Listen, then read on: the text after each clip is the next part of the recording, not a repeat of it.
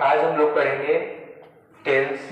हमने पढ़ा था टेंस कितने प्रकार के होते हैं। नॉर्मली सिंपल से पढ़ लिए थे टेंस कितने प्रकार के होते हैं। हमने पढ़ा था टेंस 3 प्रकार के होते हैं। कौन कौन से? प्रेजेंट टेंस, पास्ट टेंस और फ्यूचर टेंस। आज हम इनके पार्टों के बारे में पढ़ेंगे। तो प्रेजेंट टेंस के कितने पार्ट होते हैं भैया? कौन कौन से?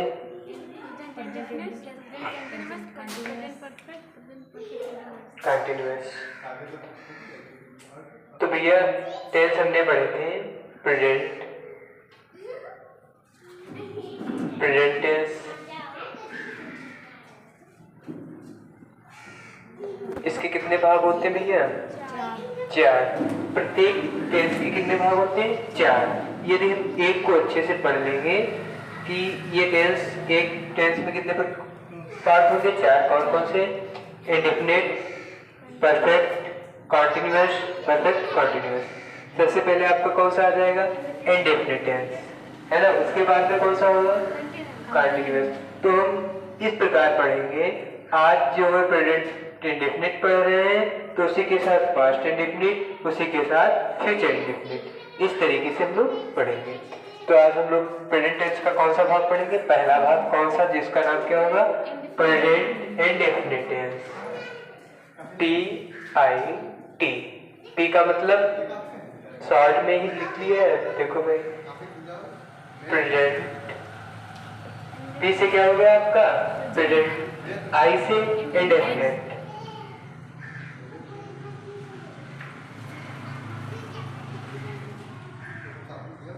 इंडेफिनिट। उसके बाद में टी का मतलब टी। अब जब अगर हम लोग इसकी बात करेंगे तो इसकी डिफिनेशन सबसे पहले में होगी। तो डिफिनेशन की अगर बात करेंगे तो डिफिनेशन क्या हो जाएगी?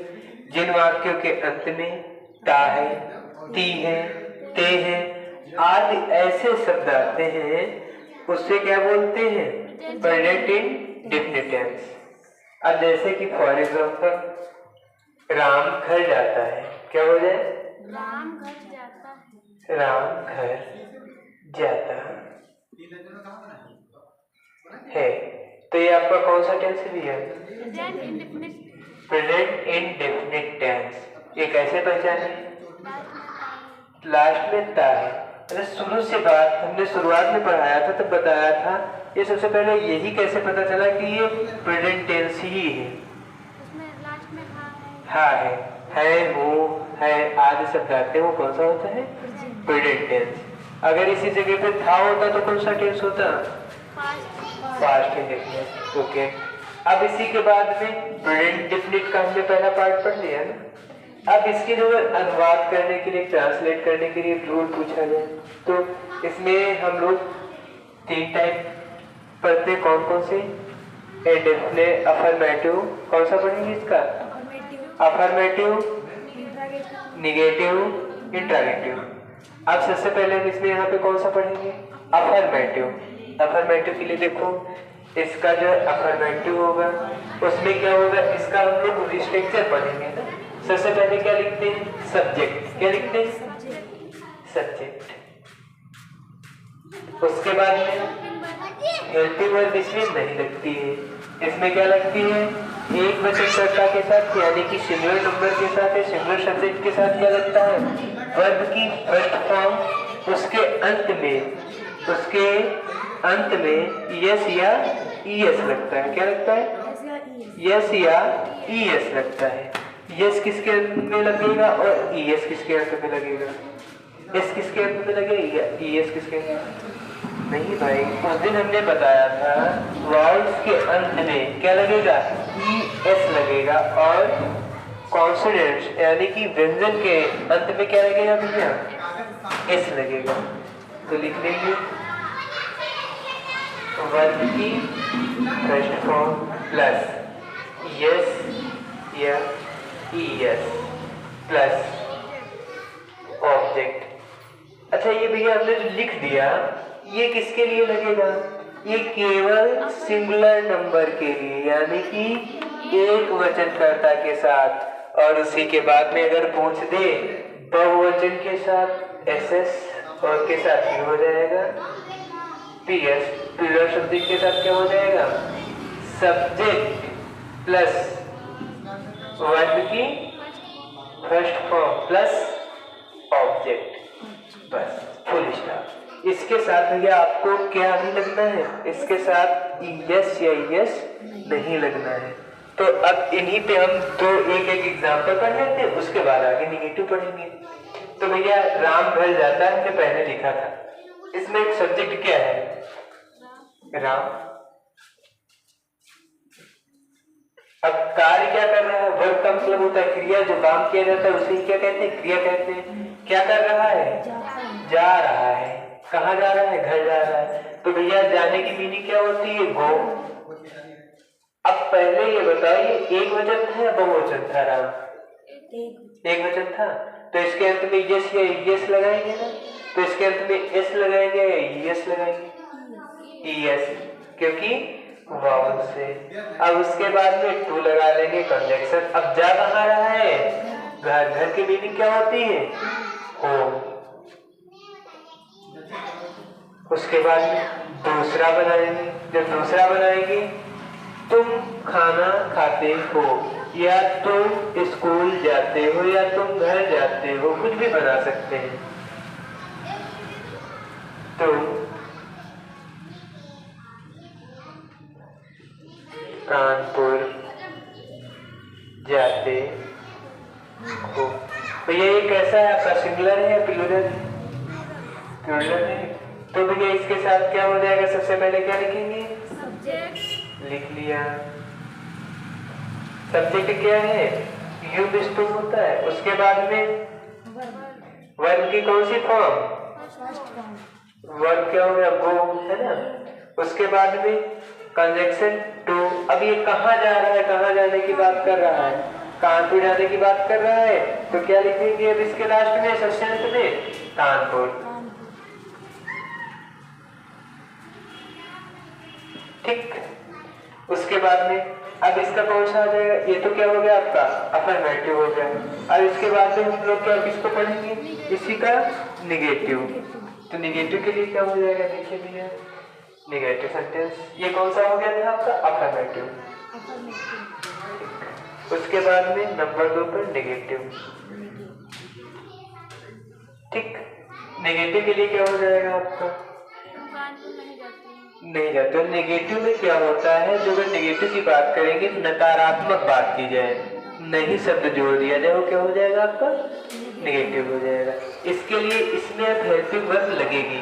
हेल्पिंग वर्ब कौन सी कौन लगेगी, डू या डज। एक वचनकर्ता के साथ डज, बहुवचनकर्ता के साथ डू। ठीक, लिखो। सबसे पहले क्या लिखेंगे इसमें, subject plus helping verb plus verb की फर्स्ट फॉर्म प्लस, देखो इसमें एक चीज भूल गए, हेल्पिंग वर्ब के जस्ट बाद नॉट लगेगा, है ना, सॉरी, हेल्पिंग वर्ब के बाद जस्ट नॉट लगेगा, फिर वर्ब की फर्स्ट फॉर्म लगेगी, फिर ऑब्जेक्ट लगेगा, तब जाके R2 कंप्लीट करेंगे। जैसे फॉर एग्जाम्पल, राधा बाजार नहीं जाती है। तो सबसे पहले राधा क्या है आपका, एक वचन है या बहुवचन है, एक वचन है ना। तो राधा को क्या लिख लेंगे, सब्जेक्ट को सब्जेक्ट ही लिखेंगे, तो राधा को राधा। अब इसकी हेल्पिंग वर्ब क्या लगेगी, डू या डज, डू या डज। क्यों डू लगेगी या डज लगेगी, अभी बताया था ना, डज लगेगी, तो लिख लेंगे डज नॉट। अब कहाँ नहीं जाता भैया, बाजार नहीं जाती है, does not go to market. उसके बाद में इसी जगह पे लिख दिया जाता, हम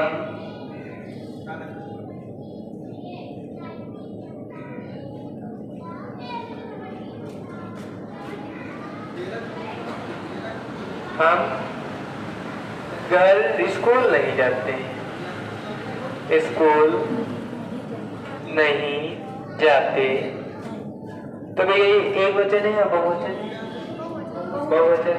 तो इसके साथ क्या हो जाएगा? We do not go to school. Okay. अब इसके बाद में जो चालू होगा वो आपका कौन सा टेंस होगा? सॉरी, इसी टेंस का कौन सा सेंटेंस होगा, कौन सा पार्ट होगा? Interrogative sentence. अब इसमें क्या होगा? इसके फर्स्ट और सेकंड दो टाइप होते हैं और दोनों में निगेटिव और अफर्मेटिव दोनों में होते हैं। सबसे पहले आपका फर्स्ट टाइप पढ़ेंगे। फर्स्ट टाइप में क्या होता है? जो क्या शब्द है, प्रश्नवाचक शब्द शुरू से हो जाता है। जैसे कि कोई पूछ दे कि आप बाजार जाते हो, तो कौन सा हो गया? फर्स्ट टाइप हो गया। तो इसके लिए सबसे पहले क्या लिखते हैं? Helping verb.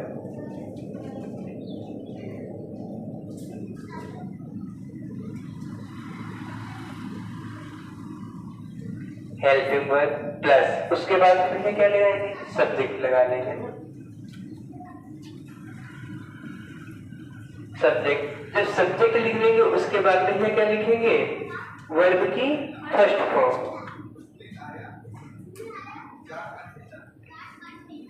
First form. उसके बाद में सबसे अंत में क्या लिखेंगे? ऑब्जेक्ट। लेकिन उसके बाद में भी कुछ लगाना होता है लोगों को, क्वेश्चन मार्क। Very good. अब जैसे इसीलिए हमने कहा था क्वेश्चन बोलेंगे। फॉर एग्जाम्पल इसका यहाँ पे लिख लेते हैं। जैसे बोल दिया जाए एग्जाम्पल इंट्रोगेटिव सेंटेंस का, क्या बोल दिया जाए? क्या राधा खाना खाती है? क्या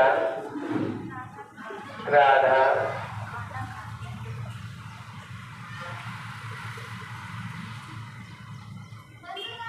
ठीक? क्या वाक्य एकदम सही लिखा है? क्यों? प्रश्नवाचक चिन्ह नहीं लगा है। ठीक ठीक, अब सही हो गया। अब देखो ये क्या है? राधा एक वचन है या बहुवचन है भैया? एक वचन है, तो राधा के साथ हेल्पिंग वर्ब क्या लगने की? डस। उसके बाद में राधा, उसके बाद में क्या कर रही है? खाना खाती है ना, eat the food.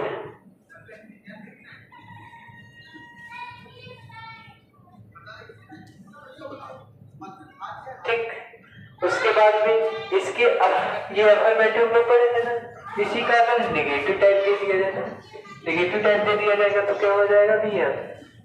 Helping verb. उसके बाद में भैया सब्जेक्ट। उसके बाद में नॉट। उसके बाद में वर्ब की फर्स्ट फॉर्म। उसके बाद में क्वेश्चन मार्क। इसी जगह पे बोल दिया गया था कि क्या अभिषेक स्कूल नहीं जाता है? क्या अभिषेक स्कूल नहीं जाता है? तो इसमें क्या है? सबसे पहले क्या लिखेंगे? डू या डस? तो डू लिखेंगे यहाँ पे या डस लिखेंगे? डस लिख लेंगे। Very good. डस अभिषेक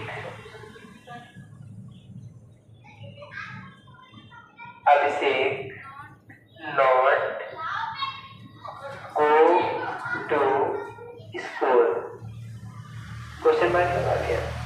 अब भैया इसके दोनों टाइप हो गए ना। अब इसी प्रकार आपका इसका सेकंड टाइप चलेगा। सेकंड टाइप में क्या होगा भैया? प्रश्नवाचक वाक्य क्या होगा? बीच में होगा। जैसे पूछ दिया जाएगा वह क्या करता है, क्या हो जाएगा? वह क्या करता है, तो बीच में प्रश्नवाचक शब्द हो गया। देखो सेकेंड टाइप इंटरोगेटिव सेंटेंस का सेकेंड टाइप। तो सबसे पहले क्या लिखेंगे? Question word. क्या लिखेंगे? Question word. जो भी हो आपका क्वेश्चन वर्ड, उसके बाद में जैसा ये था वैसा ही चल जाएगा। फिर हेल्पिंग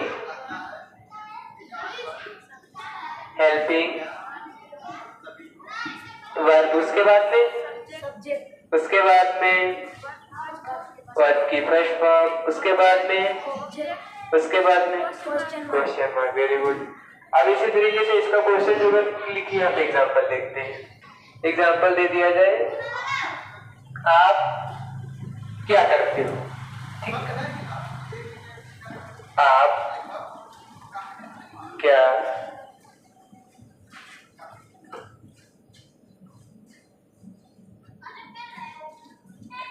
क्या करते हो? तो भैया आप एक वचन है या बहुवचन है? क्यों बहुवचन है? एक वचन क्यों? देखो बहुवचन इसलिए है, आप लोग इतने लोग पढ़ रहे हो साथ में, हमने पूछा आपके टेंस बने हैं तो हमने डायरेक्टली क्वेश्चन सभी से कर दिया ना। आपके टेंस बने तो इसका मतलब आप सभी से पूछा जा रहा है, इसलिए ये क्या होता है, आप बहुवचन में आ जाता है।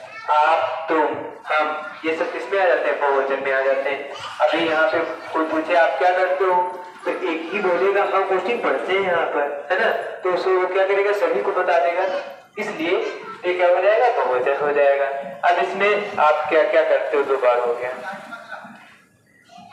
तो इसमें क्या हो जाएगा, इसे क्या बनाएंगे, सबसे पहले कहाँ से स्टार्ट करेंगे, क्वेश्चन वर्ड। क्वेश्चन वर्ड इसमें क्या है, क्या ही है ना, तो क्या हो जाएगा, व्हाट। अब इसके साथ डू का प्रयोग करेंगे, डज का प्रयोग करेंगे, डू।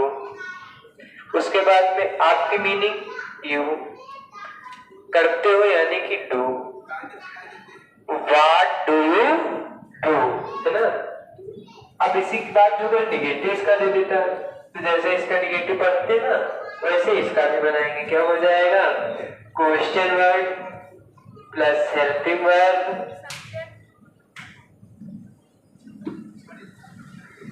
उसके बाद में सब्जेक्ट के बाद में नॉट, उसके बाद में वर्ब की first form, object plus question mark. इसका जो अगर एग्जांपल पूछ दिया जाए तो इसका एग्जांपल क्या हो जाएगा, वह अपना काम क्यों नहीं करता है,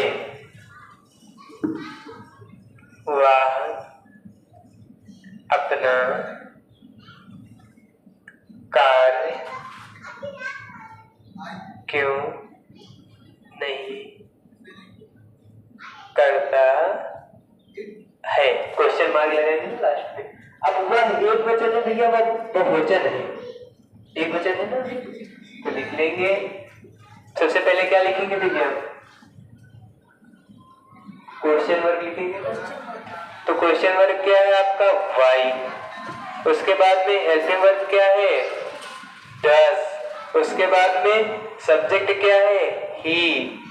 उसके बाद में नॉट। उसके बाद में वर्ब की फर्स्ट फॉर्म डू। उसके बाद में ऑब्जेक्ट अपना कार्य, तो हिज वर्क।